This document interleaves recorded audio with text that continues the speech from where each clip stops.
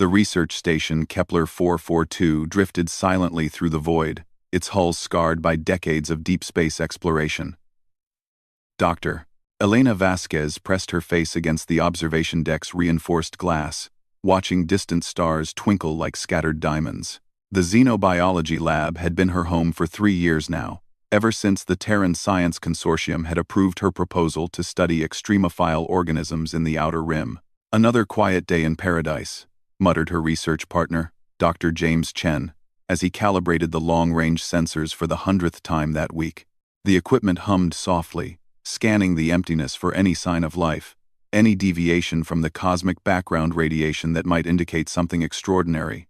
Elena turned from the window, her dark eyes reflecting the soft blue glow of the instrument panels.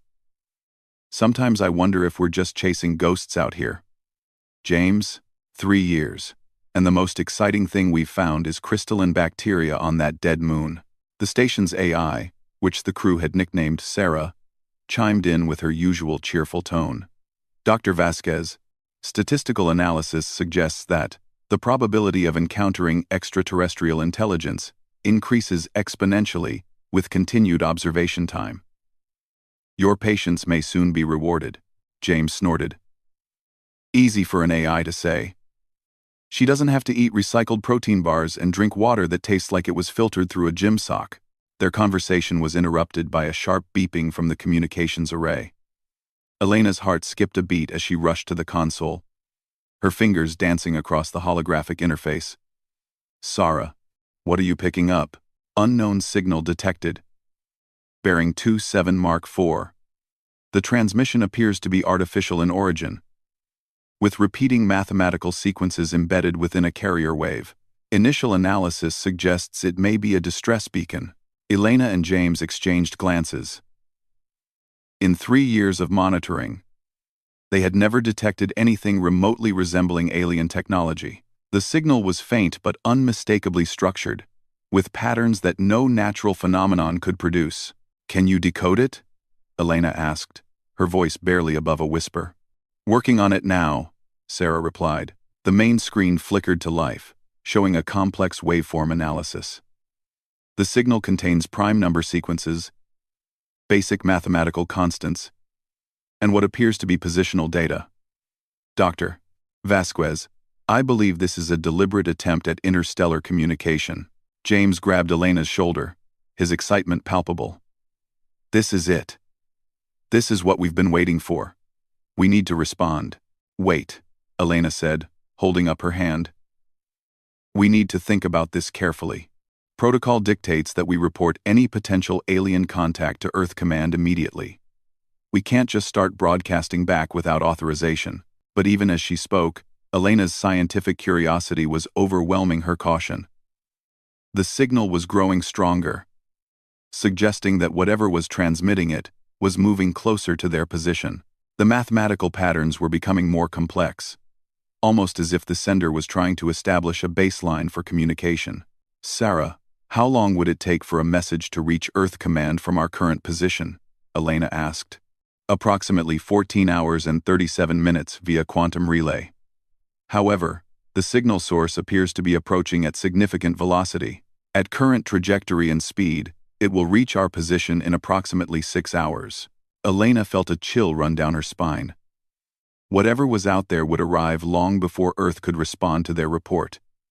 The decision of how to handle first contact would fall entirely on their shoulders. "James, start recording everything. Every nuance of that signal, every pattern, every frequency shift. If this goes badly, at least Earth will have the data." As if responding to her words, the signal suddenly changed.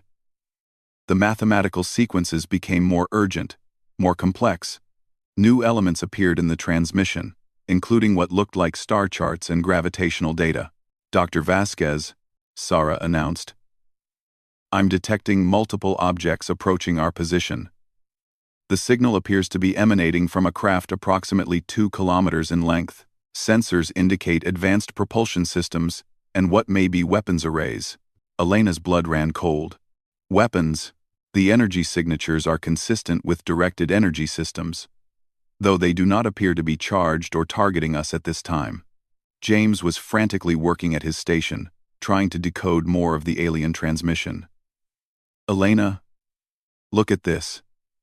I think I'm starting to understand their numbering system. They're not trying to threaten us.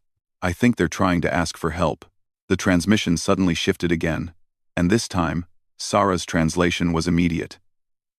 "The message has been decoded." It reads, "Assistance required. Critical systems failing. Request immediate aid." The signal is repeating on multiple frequencies. Elena stared at the screen in amazement. They were witnessing humanity's first contact with an alien species, and instead of conquest or curiosity, the aliens needed help. The responsibility was overwhelming, but she knew what she had to do. "Sarah, prepare a response signal. Use their mathematical framework, but include our own star charts, showing Earth's location. Let them know we understand and are willing to assist." "Elena, are you sure about this?" James asked. "We're potentially revealing Earth's location to an alien species. What if this is some kind of trick?" She turned to face him, her expression resolute. "Look at their signal patterns, James. The mathematical structures. The way they've presented their distress call. This isn't the work of a hostile species trying to deceive us. They're genuinely asking for help, and they've chosen to trust us with their location. We need to show the same courage." Sarah transmitted their response, a complex mathematical greeting followed by their willingness to assist. The response was almost immediate. The alien signal changed again, this time including detailed technical schematics and what appeared to be medical data. "They're sending us their ship's technical specifications," James said in amazement. "Look at this. Their vessel is massive, but it's also badly damaged. Their life support systems are failing, and they have over 3,000 crew members aboard." Elena felt the weight of the moment. 3,000 alien lives hung in the balance, and a small human research station was their only hope for survival. But as she studied the technical data streaming across her screens, she realized something that made her heart race with excitement, rather than fear. Human technology, despite being less advanced in many ways, might actually be compatible with their systems. The aliens used similar principles for power distribution and life support, just on a much larger scale. More importantly, the research station carried experimental atmospheric processors and emergency life support systems that could potentially save them. "Sarah, run a compatibility analysis. Can our emergency systems interface with their technology?" Preliminary analysis suggests a 73% probability of successful integration. However, it would require extensive modifications to both our systems and theirs. Elena made her decision. "Send them our technical specifications. Show them how we can help. And James, start preparing the emergency atmospheric processors. We're about to become humanity's first interstellar rescue mission." As the alien ship continued its approach, Elena couldn't help but smile despite the enormous challenges ahead. Humanity's first contact wouldn't be remembered as a moment of fear or conflict, but as the day humans reached out across the void to help strangers in need. It was, she thought, a perfect representation of what humanity could be at its best. The next few hours would test everything they knew about engineering, diplomacy, and courage. But as Elena watched the stars and prepared to meet the unknown, she felt a profound sense of pride in her species. When the universe called for help, humanity answered without hesitation.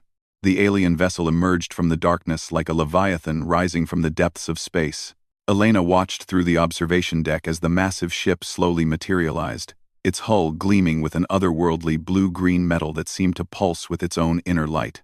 The craft was elegant despite its obvious damage, with sweeping curves and graceful lines that spoke of a civilization far removed from humanity's industrial aesthetic. "My God," James whispered, his voice filled with awe. "It's beautiful." Scorch marks and hull breaches scarred the vessel's surface, testament to whatever catastrophe had befallen these beings. Debris drifted around the ship like metallic snow, and Elena could see sections where the hull had buckled under extreme stress. "Sarah, what's their current status?" Elena asked, her scientific training overriding her amazement.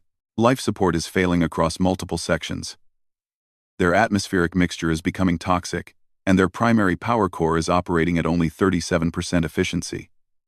At current deterioration rates, they have approximately 4 hours before complete system failure. The communication array crackled to life, and this time, the signal was much clearer. Sarah's translation came through immediately. Greetings, inhabitants of the small vessel.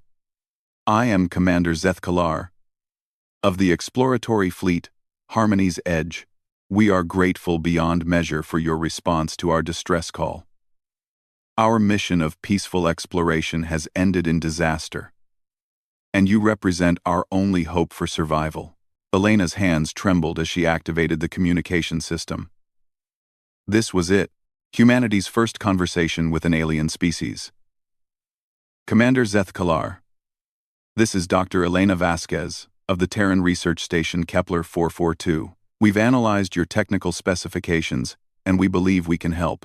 Our atmospheric processors can be modified to supplement your life support systems.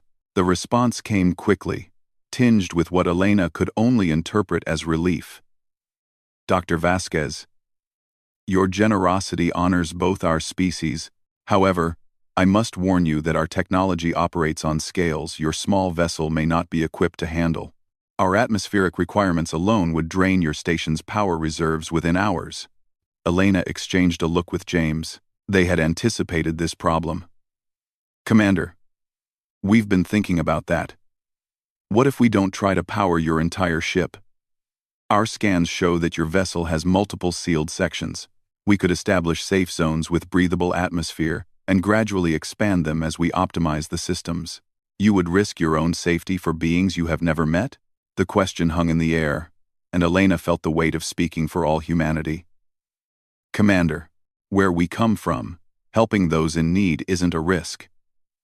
It's simply the right thing to do. James was already suiting up for EVA as Elena coordinated with the alien ship. The technical exchange was fascinating. The aliens, who called themselves the Kethmori, had mastered technologies that humanity was still decades away from achieving. Their ships could traverse vast distances through something they called the fold streams, and their energy manipulation capabilities were extraordinary. But humanity had something the Kethmori had never encountered: an almost reckless willingness to improvise and adapt. While Kethmori technology was elegant and efficient, it was also specialized. Human technology was crude by comparison, but it was incredibly flexible. Their atmospheric processors are designed for perfect efficiency, James explained as he prepared the emergency equipment. But they can't adapt to damage or contamination. Our systems are built to work in the worst possible conditions. Elena watched as the first human-made atmospheric processor was loaded onto a maintenance pod. The device looked pathetically small compared to the alien ship, but Sarah's calculations suggested it would be enough to establish a safe zone for several hundred Kethmori. The EVA to the alien vessel was surreal. James, accompanied by 2 maintenance drones, approached the massive hull, while Elena coordinated from the research station. The Kethmori had opened an airlock that was large enough to accommodate their pod, and as James maneuvered inside, Elena held her breath. Elena, you need to see this, James's voice crackled through the comm. I'm in their cargo bay, and it's the size of a football stadium. But more than that, there are Kethmori here waiting for me. Elena's heart raced. Are you safe? More than safe.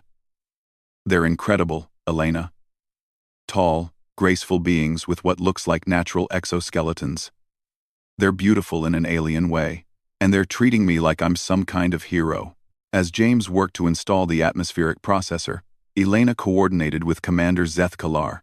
The Kethmori leader's translation software was remarkably sophisticated, allowing for nuanced communication that revealed the depth of their predicament.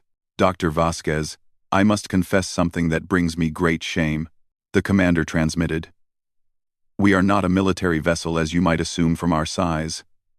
We are explorers, scientists like yourselves, but we encountered something in the void between galaxies that our peaceful mission was not prepared for. Elena leaned forward in her chair. What happened?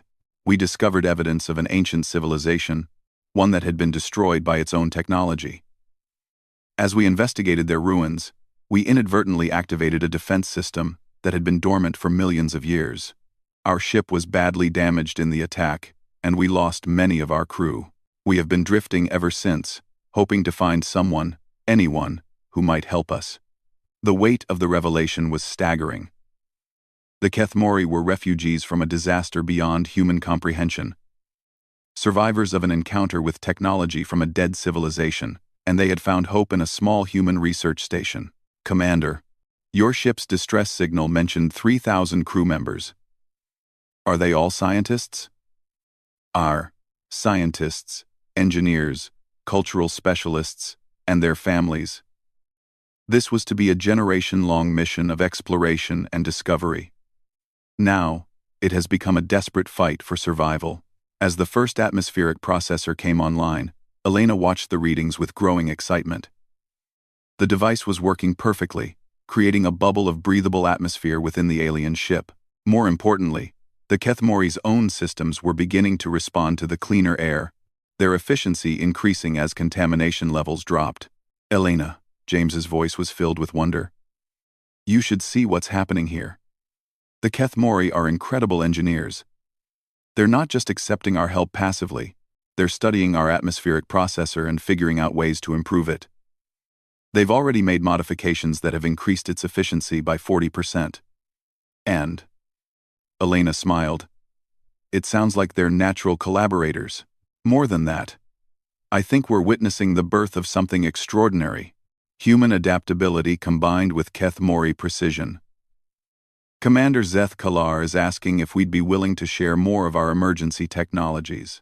Not to copy them, but to help them understand our approach to problem solving." As the hours passed, Elena watched in amazement as the two species began to work together. The Kethmori shared their advanced sensor technologies, allowing Sara to map the damage to their ship with unprecedented precision. In return, humans provided creative solutions to problems that Kethmori engineering couldn't address. "Dr. Vasquez," Commander Zeth Kalar transmitted, "I am beginning to understand something remarkable about your species. You approach problems with a flexibility that our people have never developed. Where we see obstacles, you see opportunities for innovation." Elena felt a surge of pride. "Commander, I think that's what makes this partnership so powerful. Your people have mastered the science of perfection. My people have mastered the art of making things work anyway." As the second atmospheric processor was installed, Elena noticed something unexpected in the ship's readings. The Kethmori vessel wasn't just recovering, it was beginning to exceed its original performance specifications. The collaboration between human ingenuity and alien precision was creating solutions that neither species could have achieved alone. "Elena, we have a problem," James transmitted, though his tone suggested it might not be the kind of problem she expected. "The Kethmori are asking about Earth. They want to know about our planet, our civilization, our technology. Commander Zeth Kalar is suggesting that once their ship is repaired, they'd like to establish formal diplomatic contact with humanity." Elena stared at the massive alien vessel, its lights now burning brighter as its systems recovered. In a matter of hours, humanity had gone from discovering alien life to potentially joining a galactic community. The implications were staggering. "Sara, send a priority transmission to Earth Command. Tell them that first contact has been successful, and we're going to need a much larger welcome committee." 3 weeks had passed since the first Terran response fleet arrived at Elena's coordinates, and the space around research station Kepler 442 had been transformed into something resembling a small city. Admiral Sarah Chen, James's sister and commander of the hastily assembled diplomatic mission, stood in the newly constructed meeting chamber aboard the flagship Endeavour, watching as history unfolded before her eyes. The chamber was a marvel of quick engineering and cultural sensitivity. Human and Kethmori designers had worked together to create a space that could accommodate both species comfortably. The result was an elegant hall, with adjustable gravity fields, atmospheric controls that could maintain separate breathing zones, and holographic displays that could present information in formats both species could understand. Commander Zeth Kalar stood at the center of the chamber, his imposing figure graceful despite his alien nature. The Kethmori were indeed beautiful in their otherworldliness, with sleek, naturally armored skin that shifted color slightly with their emotions, and long, elegant limbs that moved with fluid precision. What struck Admiral Chen most, however, was the intelligence in their large, compound eyes and the warmth in their translated communications. Admiral Chen, the commander's translated voice filled the chamber. Your species continues to amaze us. In 3 weeks, you have assembled not just a rescue mission, but a foundation for cooperation that my people have rarely seen in our centuries of exploration. Elena, now serving as the chief science liaison, smiled from her position at the human delegation table. Commander, I think you'll find that humans respond quickly when we see an opportunity to learn and help simultaneously. Your people's knowledge has advanced our understanding of physics by decades. The truth of her statement was evident throughout the fleet. Human engineers were working alongside Kethmori specialists, not just to repair the alien ship, but to create hybrid technologies that neither species could have developed alone. The atmospheric processors had been just the beginning. Dr. Marcus Webb, the fleet's chief engineer, gestured to the holographic display, showing the current status of the Harmony's Edge. The repairs are proceeding ahead of schedule.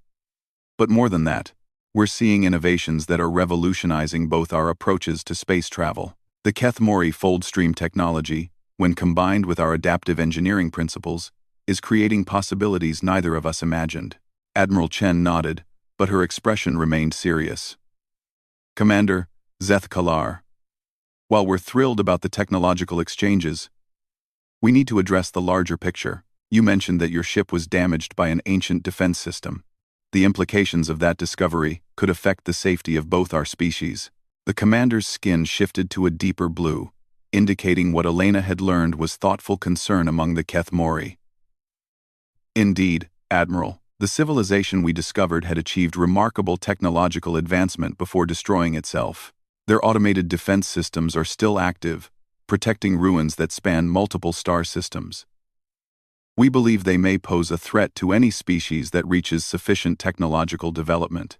James, who had spent the last 3 weeks working directly with Kethmori engineers, leaned forward. But you also mentioned that they left behind archives, information about their technology and their downfall. Could that knowledge help us avoid their mistakes? That is our hope, Commander Zeth Kalar replied. However, the defense systems make accessing those archives extremely dangerous. My people have lost several research vessels to those automated guardians. We lack the adaptability to overcome their unpredictable responses. Elena felt a familiar thrill of scientific excitement, tempered by the weight of responsibility. You're suggesting a joint mission to recover that information. More than that, the commander said, his skin shifting to a warmer gold that indicated enthusiasm. We are proposing an alliance. Your species possesses something remarkable, Dr. Vasquez. You see solutions where others see only problems. You adapt where others break. Combined with our technological capabilities, we believe we could not only survive an encounter with these ancient defenses, but potentially disable them permanently. Admiral Chen exchanged glances with her senior staff. The proposal was audacious and carried enormous risks, but the potential benefits were staggering. Access to the technology of an advanced ancient civilization could accelerate human development by millennia. Commander, what exactly are you proposing in terms of an alliance? The Kethmori leader moved to the center of the chamber, his bearing formal but hopeful. We propose a full partnership between our species, shared technology, joint exploration missions, and mutual defense agreements. Your people would gain access to fold-stream travel, advanced energy manipulation, and technologies that would make interstellar colonization routine. In return, we would learn your approaches to adaptive engineering, creative problem-solving, and what you call thinking outside the box. Dr. Webb looked up from his calculations. Admiral, I've been running projections based on the technological exchange we've already achieved. If we formalize this partnership, human civilization could have colonies throughout this galaxy within 50 years. The implications for our species' survival and growth are unprecedented. Elena stood, her voice filled with the passion that had driven her to the outer rim in search of discovery. Admiral, 3 weeks ago, we were alone in the universe. Today, we're being offered membership in something larger than ourselves. The Kethmori aren't just allies. They're teachers, partners, and friends. More than that, They need us, as much as we need them. Commander Zeth Collar's skin shifted through several colors before settling on a warm, vibrant pattern that Elena had learned indicated deep respect and affection. Dr. Vasquez speaks truly. In our centuries of exploration, we have encountered many species. Some were aggressive, others were fearful, still others were indifferent. But your people are the first we have met who responded to our distress with immediate, selfless aid. You risked everything to help strangers, and you asked for nothing in return. Admiral Chen felt the weight of the moment.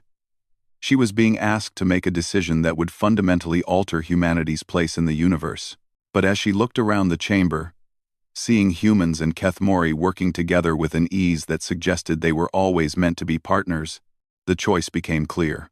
Commander Zeth Collar, on behalf of the United Earth Government, I am authorized to enter into preliminary alliance negotiations with the Kethmori exploratory fleet. We accept your proposal for technological and cultural exchange, with the understanding that formal treaties will require approval from our respective governments. The chamber erupted in celebration. Kethmori crew members produced harmonic sounds that Elena had learned were expressions of joy, while the human delegation applauded. But Commander Zeth Collar raised a hand for silence. There is one more thing, Admiral. Something that my people's High Council specifically asked me to convey. Your species has a quality that is rare in the galaxy. When faced with the unknown, you do not retreat in fear or attack in aggression. You reach out in friendship and curiosity. You see potential where others see only danger. This is why we believe that humanity is destined to become one of the great civilizations of the galaxy.